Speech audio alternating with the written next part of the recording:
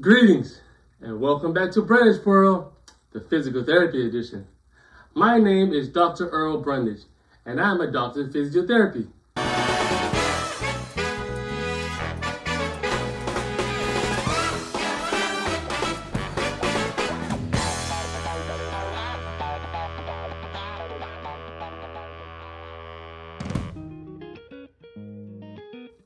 I got my degree from Florida International University in 2010. In 2007, I also graduated from Florida International University and received a BS in Health Sciences. And in 2005, I graduated from Miami-Dade College with an Associate in Science degree in Physical Therapy. I can't forget about my high school education. I went to Miami Northwestern Senior High School, the greatest high school there ever was. That's right, shout out to the Mighty Bulls. After posting my very first video, the introduction to physical therapy, I received so many comments from people all over the world. Most people want to talk about back pain. So today, I'm going to discuss how to keep your back intact. Disclaimer alert! Disclaimer alert! I bet you didn't see that one coming, but in all seriousness, this video is not intended to substitute actual medical advice from a licensed health professional that has evaluated you in person. Please seek medical attention from a professional in person that is licensed if you require any specialized treatment or care as it relates to your spine. So let's get right to it. What causes low back pain? I mean, you can do everything right and still end up with low back pain. Something as simple as aging can cause lower back pain. There's something called degenerative disc disease, DDD. All you have to do is just age, and the disc in between each vertebra gets thinner and thinner and thinner. It can cause you lower back pain. That's right. Arthritis causes low back pain. Spinal stenosis can cause low back pain. In South Florida, people have accidents every day. Motor vehicle accidents can cause pain easily. Something as small as a fender bender. But what can we do to manage these symptoms? We're gonna get right into it. Number one, the simplest thing you can do to help alleviate pain is to know when to use heat or ice, hot or cold compress. Let's just say you fall down today, you hit your back, and you're in agonizing pain. The first thing you want to do is apply ice on that area. This is my belief. It works for my patients in the clinic. Some people may argue, oh, you always want to use heat. I'm not a fan of using heat when you have an acute injury, all right? So ice is always best, in my opinion, when you have an acute injury, something that happened recent, today, yesterday. You want to ice it down immediately, okay? Let's just say for the sake of argument that you've been dealing with a chronic issue like arthritis. There's no cure for arthritis, all right? But the best thing for arthritis is exercise. But if you're stiff, having a hard time moving when you wake up in the morning, a hot shower sometimes helps. Or you can put on a hot compress, all right? It helps the blood flow, it helps the muscles relax, and it will allow you to move easier and freely when you have a chronic condition and you wake up with stiffness and things of that nature, all right? So cold works very well, and so does heat. You just have to know when to apply them. After using heat or ice, in my opinion, the very next thing you need to be able to do is to move properly, okay? We call it proper body mechanics. And these are things that we do on a daily basis, and we don't think about it, but it is very integral in you getting better in regards to lower back pain. I'm going to discuss and show you the proper way to get in and out of bed. I'm going to show you the proper way to bend to pick up something from the floor. I'm going to show you the proper posture you need in order to alleviate back pain, and how to do things as simple as just stand for a prolonged period of time. You might need to wash the dishes or mop or sweep the floor. Twisting with your feet planted is not a great idea. You got to pick your feet up and pivot. So I'm going to just show you how to do these things right now. All right, so I got back pain. time we're gonna get in bed with the least amount of pain or no pain at all, try this method, okay? Sit on your bed. Speaking of bed, my wife and I, we sleep on a Tempur-Pedic bed. This is not an ad, but we get the best sleep ever.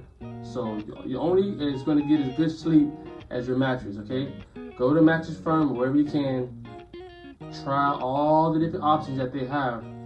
All right, you gotta have a good mattress if you wanna get a good night's rest, okay? That's first and foremost. All right, sit on the edge of the bed. Now, if your bed is low or high or whatever, just try to get on the edge comfortably, and then you're gonna lay on your side. Watch this. Side. Now I have pillows here, all right, because I'm gonna lay on my back. I'm gonna turn on my back slowly. Use your elbows to help. All right, now I like to put pillows under my back, under my leg, excuse me. I put the pillow under my leg because it takes off the lower pressure off my lower spine when I have my legs elevated on pillows, or you may have a wedge at home, whatever you have, you're more than welcome to use it, okay? Elevate your legs. And you should be able to be comfortable like this. Now, let's just say if you're not comfortable on your back. Well, another option would be to lay on your side. Now, I am a side sleeper. So what I tend to do is lay on one side. I have a memory foam pillow that contours to my neck. And I sleep just like this every night. I have a pillow between my legs. I have a pillow between my arm and my torso here so that my arm doesn't get stuck in like this. All right, I'm supported. My neck is supported by a good memory foam pillow. My knees are knocking together. And my arm and my torso is also protected. And I sleep like a baby. Now, your body will tell you when you need to move. And when it does, I just turn to the opposite side. I lift over. I switch sides here.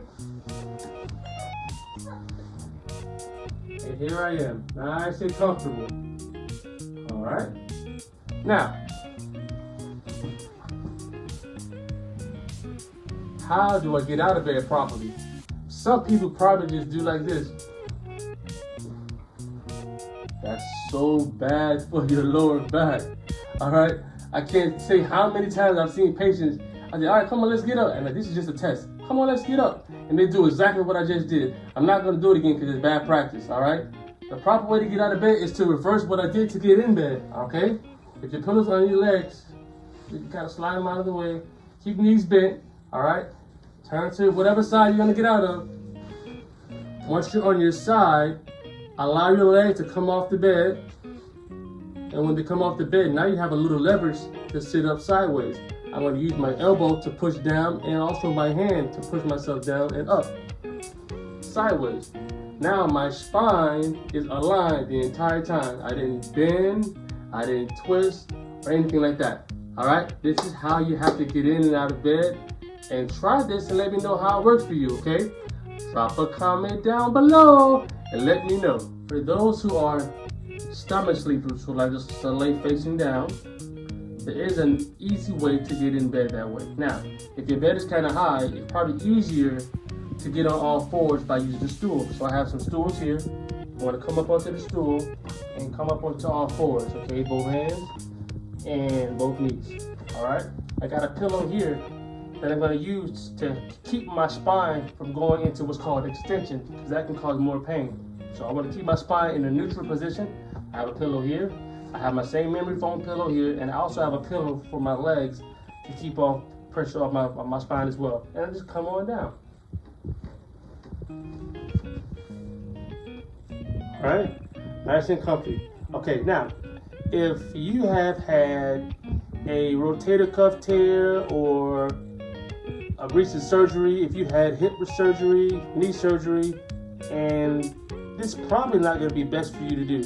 Okay, so you have to modify how you're going to get in and out of bed. That's why my disclaimer mentioned to talk to a health professional to show you the proper things that you need to do that's specialized just for you and your situation, right? And to get out of bed, I would just reverse what I did. Come up on all fours, like such. I already come on the edge of the bed, come on over, and I have the stool right here. Put my leg on the stool, and then come on down, okay? Now, again, this might work for you, it may not. Try one of the 3 positions and see what works best for you. And if none of them help, talk to a medical professional in person, someone that's licensed, okay? Good luck. We review proper body mechanics, how to get in and out of bed. We also review when to use hot and cold packs, right? Now I'm going to show you a few stretches that you ought to be doing when you have lower back pain. All right, the first thing we're going to do is what's called a hamstring stretch, okay? That's the muscles that attach to the back of the leg, okay? Big muscle group. All right, so I showed you how to get on your back already. Get on your side, come like this. All right, now you're in position. Now hopefully you can bring your leg up towards your hands so you can put the strap on your foot. If not, you got to actually ask somebody for assistance. All right, so matter of fact, let me switch legs. I'll show you the opposite leg. That way you can see better. There we go. If you don't have pillows, you can always just bend the knee like such. Bend your knee. And you bend your knee, the same thing is having pillows under it, essentially. All right, let's see if I have pillows here. I'll use them. All right, pillows in place. I'm going to keep the leg straight, and then I'm going to stretch. And you just pull your leg up. Now, I have one of these nice Docker pants, so I can't pull my leg up too high. But you want to hold this stretch. I like to tell patients to hold it for 10 seconds, and then put it down and let it relax for 10 seconds. All right, this is a really good stretch. And if it bothers you back a little bit, you can bring your knee further. All right, and that'll help take up some of the pressure off your lower back.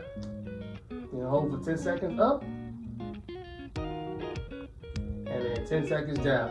Now, this is what's called a static hamstring stretch. It's static because I'm holding the stretch, I'm not moving. Now, for people who are athletes, they probably could tolerate a little more. They could do what's called a dynamic stretch, where you could just kind of go up, and down, up, and down. It's called a dynamic stretch. You can do it standing. All right, there's multiple positions that you can do a dynamic stretch in, okay? All right. Another common stretch that I like to show patients who have low back issues is the piriformis stretch. All right, now there's certain ways that you can modify this. There's more than one way to do this stretch. All right, I'll show you one way. In the same position that you were in when you were doing the hamstring stretch, you don't have to move. You can move the pillows out of the way if you have pillows. If you don't have pillows, even better. You're gonna cross one leg over like this, and you're gonna gently pull whichever leg is on top of the opposite leg. You're gonna pull in the opposite direction. So my left leg will be pulling towards my right shoulder, and I'll just pull like this. Now, the good thing about stretching is that you are the one that's in control, so you do what you can tolerate. All right, don't pull too far over if it hurts. You just do what's comfortable, okay? I want you to feel a stretch, but I don't want you to feel pain. All right, you're already in pain as it is. All right, so I want to alleviate any pain whatsoever. You're gonna hold this for 10 seconds as well, and then you're gonna relax for 10 seconds. All right, I like to keep everything simple. 10 seconds stretch, 10 seconds you relax, and you repeat 10 times. So you can't get lost. Everything is 10. 10 seconds stretch, 10 seconds you're gonna relax, and you're gonna repeat it 10 times. All right, and then if the other leg bothers you, you can do the same thing with the opposite leg. Nice and gentle, okay? That feels good. I should do it more often. Hold 10 seconds, and then you relax for 10 seconds. All right? All right, another exercise that I think is very relaxing is the seated forward trunk roll, okay? Now, in the clinic, we have an exercise ball, a physio ball, a Swiss ball that patients use. But if you don't have that at home and you have a rolling chair or a regular office chair that has wheels, that rolls, you can do the same thing, all right? So you're just gonna sit down on a stationary seat, and then you're gonna put the rolling chair in front of you, and you're gonna just simply roll it forward and allow your back to stretch. and you're gonna come back up.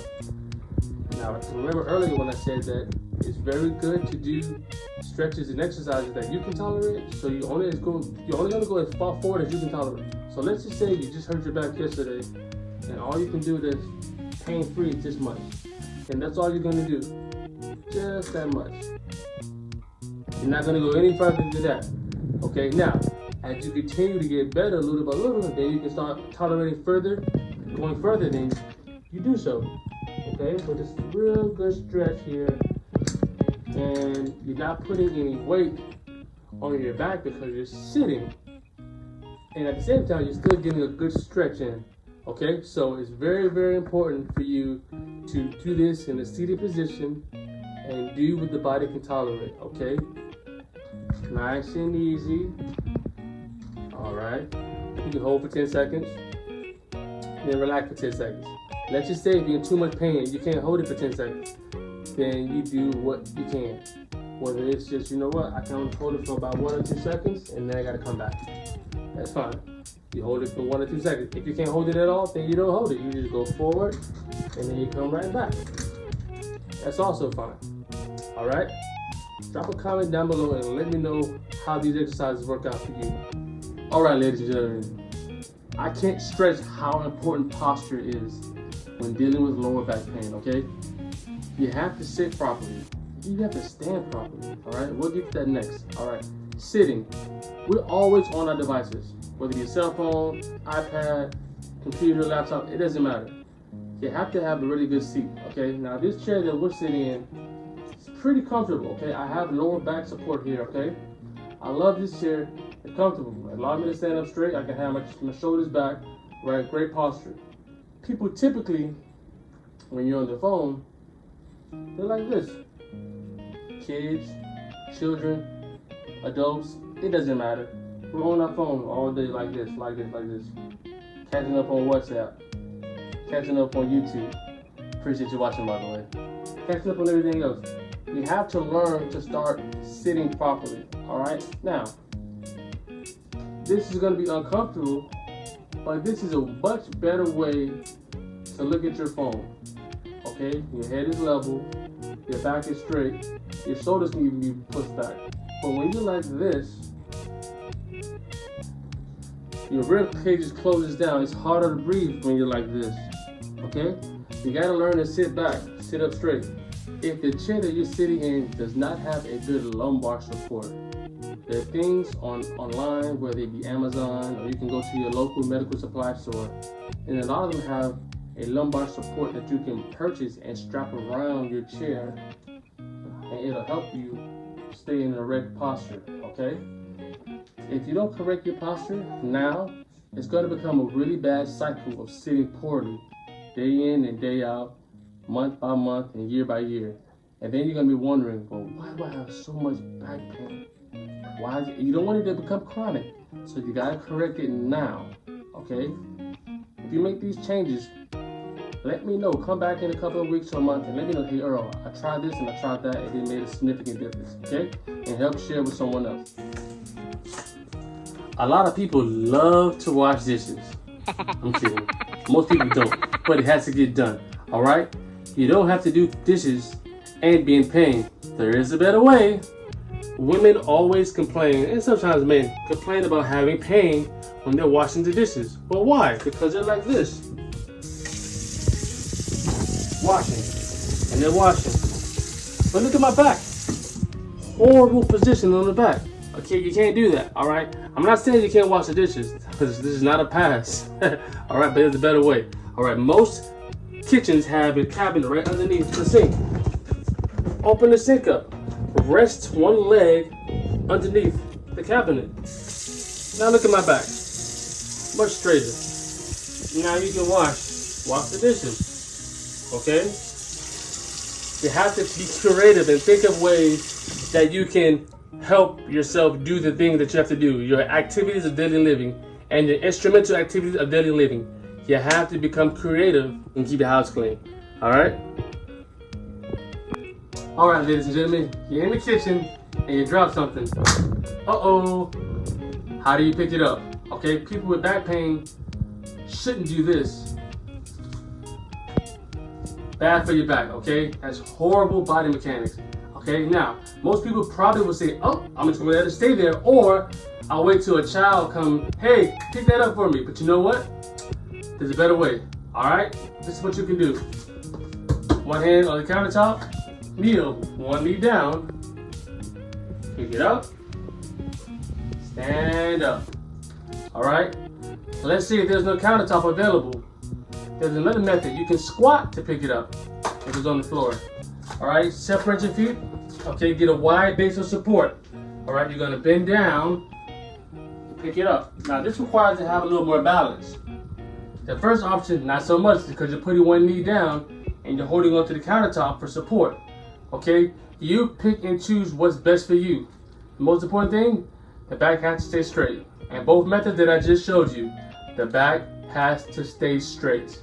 Okay, practice some of these methods and let me know how it works out for you. But there you have it, folks.